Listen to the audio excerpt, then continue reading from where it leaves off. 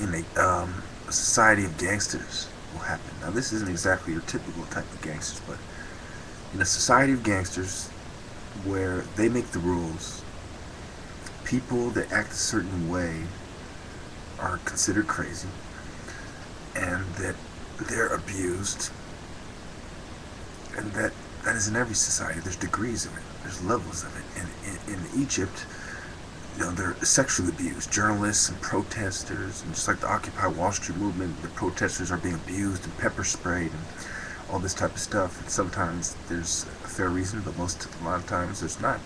And so,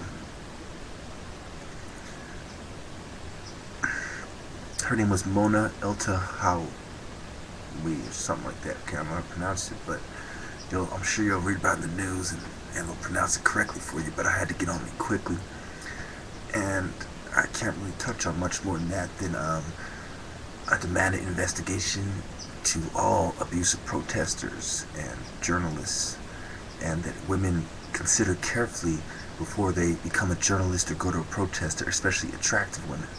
Okay, a protest is a place for revolutionaries and people to gather, and it has become a place that is not safe for kids and attractive women and old people, and they become a liability to the movement.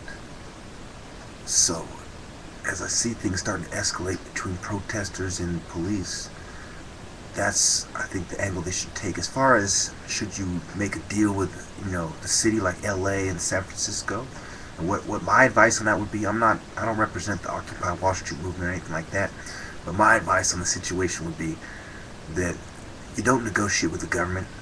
They offer you something, you say hell no. The whole thing's probably bugged, hidden cameras, don't do it, okay?